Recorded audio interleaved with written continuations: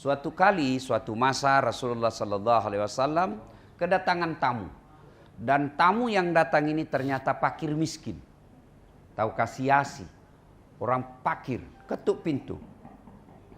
Assalamualaikum warahmatullahi wabarakatuh ya Rasulullah. Beri kami makan ya Rasul. Saya ini sudah berhari-hari tak makan. Roti tak makan, kurma tak ada. Saya cuma minum air putih. Pucat saya. Ini pucat saya ini capek. Beri saya makan ya Rasulullah. Nabi berkata, tak ada pun makanan di rumah saya. Tapi bila kamu mau baju saya, jubah, sila kau ambil. Makanan tak ada di rumah saya. Allahu Akbar. Nabi Pak, Nabi. Kekasih Allah. Bapak tengok nama Allah, di mana ada nama Allah, digantung pasti ada nama Muhammad. Sampingnya. Al-Quran selalu disebut nama Nabi. Allahu Akbar. Beliau pun tak ada makanan di rumah. Tak ada saya kira orang miskin seperti Nabi. Apakah Nabi tak ada uang? Bukan. Kalau ada dia derma. Dia tidak simpan di rumahnya. Pernah suatu masa Nabi tidak bisa tenang. Kenapa? Ada duit tertinggal di rumah. Bangun dia. Kenapa? Saya tak tahu kalau saya mati ini kemana ini duit saya nanti kalau saya mati. Lalu Nabi berkata, tak ada makanan di rumah saya. Baik, tapi kalau kau nak jubah, ambil jubah saya. Nih jubah saya. Bukan baju ya. Tahu jubah? Tahu kan? Itu yang orang Arab kalau dia pakai baju dalam, lalu ada lagi di luar. Kau mau ambil ini, ambillah. Oh senang ini orang Pak. Dia ambil jubah Nabi, lalu dia pergi pasar, dia teriak-teriak, ayuhan nas, wahai manusia, saya punya jubahnya Muhammad. Saya lelang. Siapa nak beli? Oh, didengar sama orang kaya yang ada di Madinah. Tapi dia ada soalan dengan matanya. Kabur matanya. Apa masalah kabur? Dia tidak jelas nampak kalau dia melihat. Lalu dia panggil dia punya budak. Sini kau. Bukan pembantu ya, budak itu beda. Kalau budak itu hak milik. Sama tuan punya handphone, itu namanya milik budak. Boleh jual, boleh banting, boleh celup air. Kenapa? Saya punya. Itu budak. Beda kalau pembantu. Penjaga kebun, penjaga rumah, pembantu rumah. Itu bukan budak. Sebab dia digaji. Dia boleh pergi. Saya tak mau di sini, cerewet istrinya. Pendias saya. Kalau budak, kita punya. Lalu ini orang yang kaya ini kata, kau pergi pasar. Kalau kamu boleh ambil itu, kamu yang berhasil dan memenangkan pembelian baju itu, jubahnya Nabi, saya bebaskan kamu. Merdeka kau. Oh ternyata alhamdulillah berhasil beli itu. Dia pemenangnya. Dia balik. Tuan, saya sudah mendapati baju Rasulullah. Oh gembira dia. Alhamdulillah. Lalu baju itu dia gosokkan matanya. Sambil memperbanyak salawat. Allahumma salli ala sayyidina. Dengan izin Allah sembuh. Dia boleh ambil balik tampak orang baik. Matanya kembali sembuh. Bergembira dia ini orang. Gembira. Yang dapat ini baju ini yang tadi orang kaya. Dia pergi rumah Rasulullah. Assalamualaikum warahmatullahi wabarakatuh. Ya Rasulullah. Apa kabarmu? Baik. Ya Rasulullah. Ini jubahmu. Saya kembalikan lagi. Hadiah buatmu ya Rasulullah. Lalu Rasulullah panggil anaknya Fatimah. Fatimah sini kau. Kau tengok ini hebatnya sedekah. Jubah saya ini sudah mengenyangkan orang miskin. Memerdekakan budak. Menyembuhkan penyakit orang sakit. Dan hebatnya lagi, balik lagi ke saya. Satu. Hikmah pengajian kita taklim kali ini, berdermalah. Jangan kau terlalu pelit. Dedekut. Saya curiga di sini masih ada yang tidak pernah potong sapi selama hidupnya untuk kurban. Saya yakin masih ada di sini. Kambing pun barangkali ada yang tidak pernah seumur hidupnya potong kambing untuk dirinya. Saya miskin. Bukan, kamu tidak mau. Mana buktinya? Kamu punya handphone harga 1 sapi. Hah? Kamu punya kereta. Padahal itu kereta bisa jadi kau pakai curang. Itu kereta kau pakai bikin dosa. Tapi kau beli kambing, beli sapi, itulah yang kamu miliki. Sedekahlah. Kalau bapak berderma, percaya anak-anakmu, rumah tanggamu, insya Allah bahagia. Sebab kenapa? Derma itu tolak bala. Jangan kau terlalu pelit. Tak ada orang suka orang pelit. Percaya Datuk, tak ada orang suka orang pelit. Bahkan orang pelit sekalipun tak suka sama orang pelit. Itu jelek teroknya itu sifat pelit. Dia bilang tak payah kopi rumahnya, pelit dia. Dia pun pelit. Ustaz, kenapa anak saya itu tak mau dengar nasihat? Kenapa anak saya itu tidak pernah pergi surau? Sebab kau tidak pernah bersihkan jiwanya dengan sedekah. Kau begini nak, kau begini nak, kau begini. Tapi kau tidak berderma supaya anakmu baik. Tidak. Maka hatinya akan keras. Dermalah. Kisah kedua.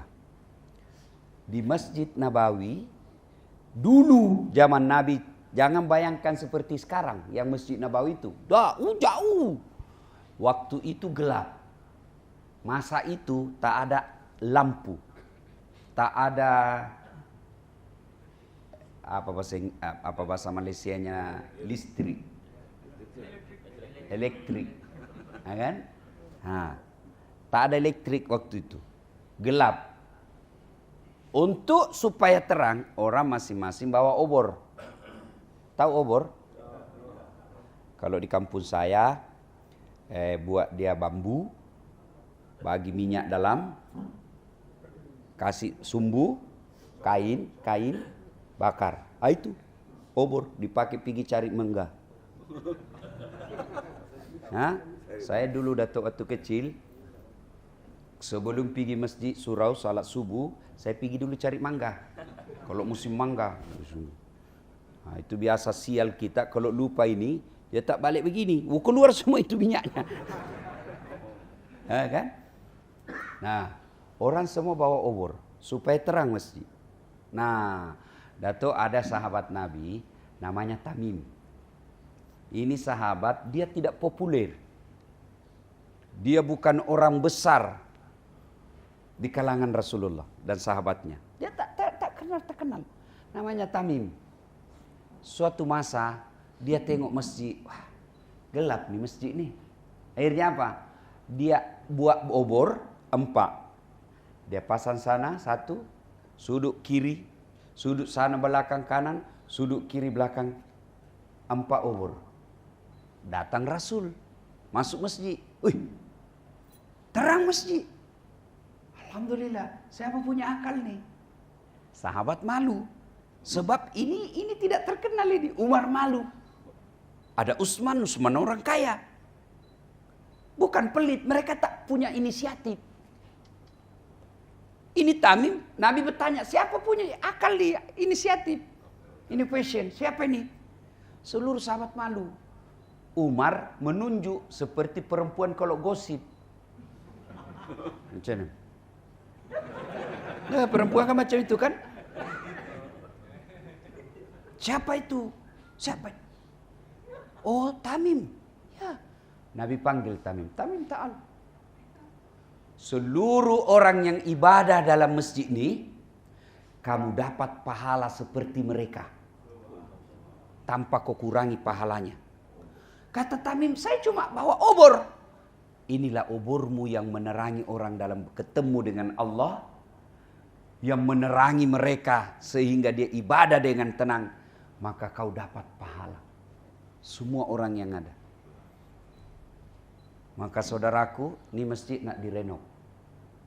Mau diperbaiki atapnya. Jadilah kalian Tamim. Ambil bagian. Yang tak ada masa datang tenaga. Ya, dia ada masa, ada duit. Kau bangun ini masjid dengan duitmu. Saya tidak ada duit Ustaz, tapi saya ini pension. Pension. Banyak masa saya Ustaz, sebab tak ada lagi office. Kau tidak punya duit, kau bantulah ini masjid dengan tenagamu. Saya tidak ada duit, tidak ada tenaga Ustaz. Kau bantu dengan akalmu, otakmu, pikirkan macam mana supaya ini elok ni masjid.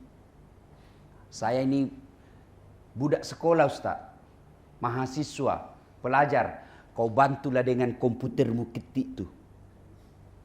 Saya tak ada duit, tak ada masa, tak ada tenaga, tak ada otak. Kau bantu masjidmu dengan cara apa? Diam. Jangan kau banyak cakap. So, ada juga itu. Oh ini ada curang. Diam aja kau. Jangan banyak bicara. Ya. Saya bukan mau membandingkan Indonesia dengan Malaysia, tak. Masing-masing punya kehebatan. Tapi salah satu kehebatan Indonesia, Pak, masjid cantik-cantik. Bapak belum pernah pergilah jalan-jalan ke Indonesia. Tengok itu masjid di Indonesia. Belum lagi 500 meter, pinggir jalan besar, ada lagi masjid. Dan cantik-cantik. Dan hebatnya, yang buat bukan orang banyak, orang ramai. Satu-satu orang. Dia boleh bikin masjid, lebih cantik masjidnya daripada rumah tempat tinggalnya. Dia boleh bangun masjid dalam harga 10 miliar, rumahnya 1 miliar pun tak.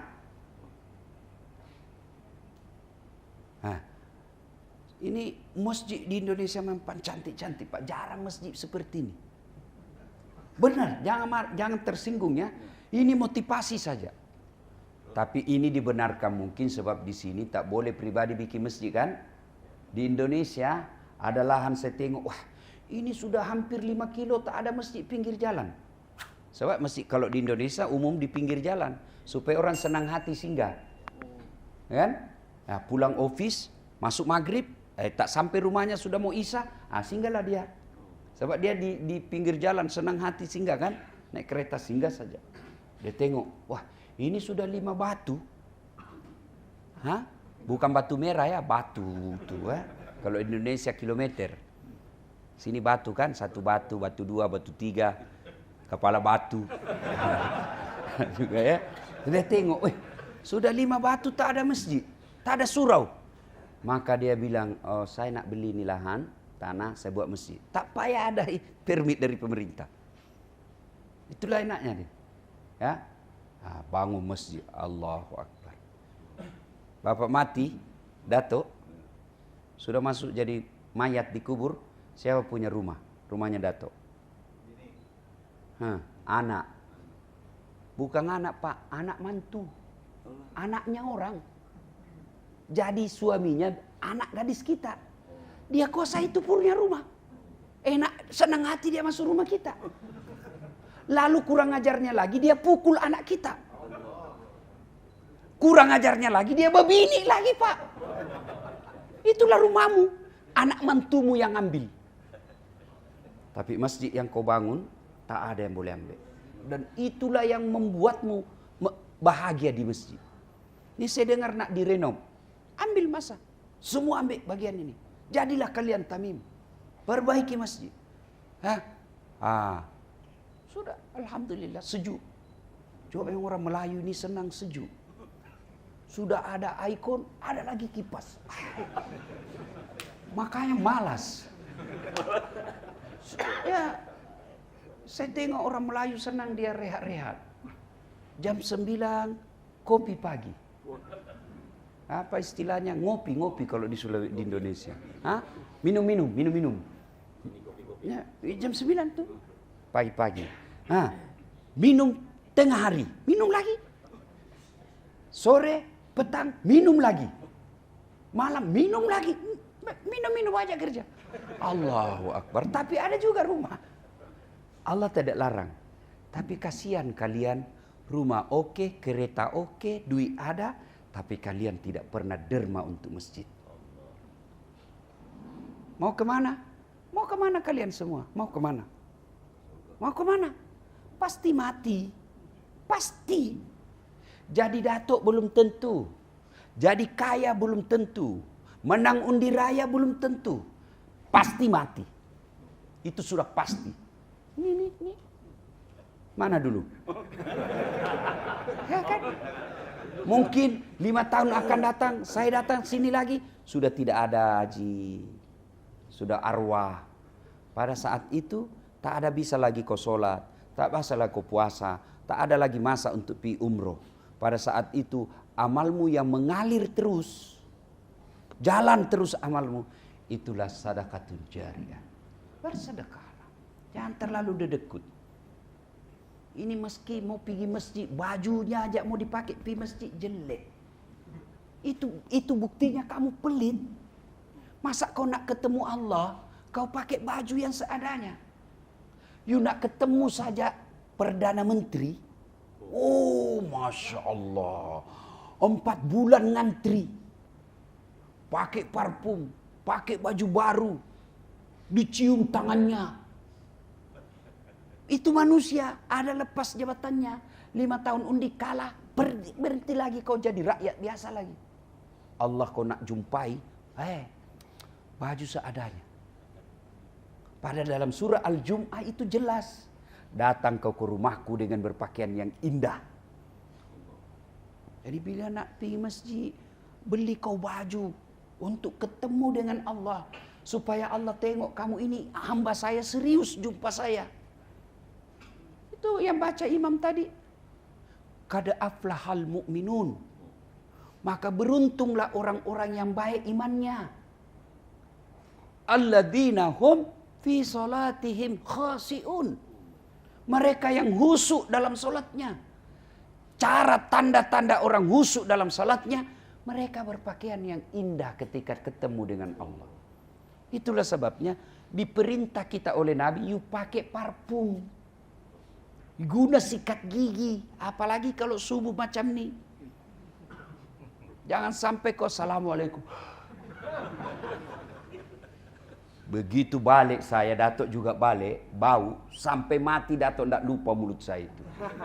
Dia tengok saya lagi ceramah gaspol di YouTube, dia bilang, bau mulutnya itu. Itulah sebabnya kita diperintah sikat gigi, pakai parfum. Tujuannya apa? Adab. Puncak dari semua ilmu, tertinggi ilmu adalah adab. Biar kau ahli Quran, ahli hadis, ahli fikih, tapi kau kurang ajar, tidak punya adab sama jiranmu, tidak punya adab sama tetangga, datang masjid, tak ada guna.